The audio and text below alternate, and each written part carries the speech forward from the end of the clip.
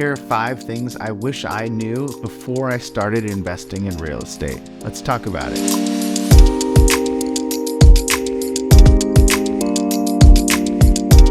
What's up, everyone? My name is Chris Collins. I invest in apartments like these all over the country, and there's 5 things I wish I knew before I started. Number 1, real estate is not about get rich quick. It's more about get rich for sure. It's gonna take some time. I think it's easy to get caught up seeing a lot of your friends and other people around you who all of a sudden have all this money, and it seems like they just bought some property and now they're buying fancy cars. When the reality is, investing takes time. You have to invest your money, invest your time learning, and then you got to buy a property, and then it takes some time for that property to really generate significant cash flow where you can fund your life and elevate to the next level in life financially. So you have to just get started and trust the process. Number 2, do your research and pick a strategy and then go for it. What I mean by that is that there are a lot of different ways to get wealthy in real estate, and honestly, I've seen them all work for different people. The problem is when you start down one path and then you see something that distracts you to another path, and then see something that distracts you to another path. All of these paths will work, but if you only go a short distance down a path and then stop and go down another path and then stop and then go down another path, you'll never reach full success on any of them. So I suggest that you find a path that works for you, that you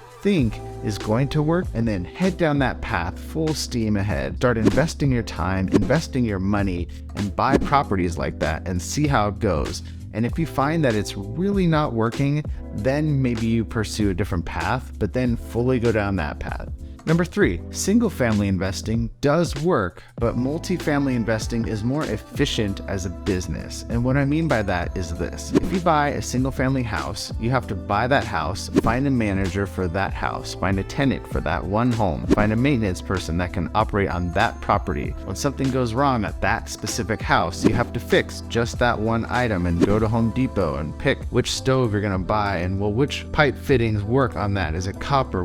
That house becomes its own specific problem. Well, when you have a full apartment complex, let's say 250 units like one of these properties, okay, you have property management that's now overseeing one property with 250 units. You have a maintenance team that gets to know all the different models at that property, and then they all are the same. Okay, every one bedroom will probably be the same at that 250 unit complex. So when something goes wrong, they know exactly what's going wrong because they've done it a bunch of times. When you go to get your lending, you don't have to buy 250 individual units with 250 individual down payments. It's one down payment, one property inspection, one appraisal report, all those things for one giant property. So it gets to be more efficient. Number 4, cash flow is great, but while you have a job, pops of equity are also equally important. So a lot of people say cash flow is king. You have to buy a property that cash flows. And I think that is extremely important, meaning you don't want to be paying out money every month to own these properties. But if there's a while where you're going to be breaking even because you're investing the money into the renovations and you're raising the value of that property, well, at the end of the business plan, if you can double your money, triple your money, that's hugely important, especially when you have a job. And that cash flow is not going to replace your income just yet. Well, over time, yes, you want to collect properties that each cash flow, and when you collect them, that cash flow can replace your income at your job. But along the way, if there's a property that, let's say it's a heavy renovation project and it's not going to cash flow, but at the end, you're going to get a big multiplication of your money, that's really worth looking into. Typically, a cash flowing property will multiply your money a little bit slower, but a property with no cash flow and an equity multiple sooner can be quicker. You just won't see cash flow along the way because you're reinvesting the money into the property.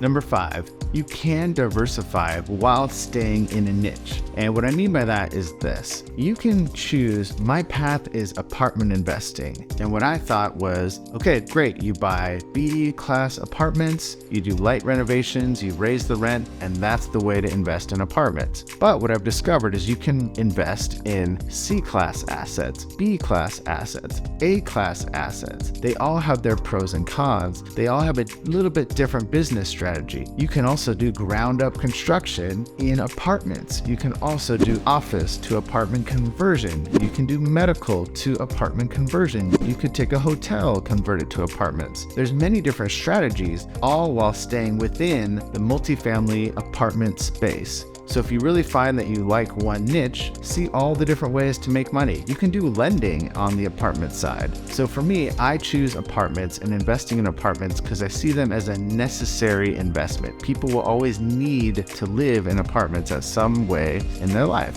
at some point in their life. So having little pieces of different forms of investing within that niche works for me. My name is Chris Collins. We'll talk to you more tomorrow about investing in apartments. If you ever want to know more, you can go to my website, amitycashflow.com.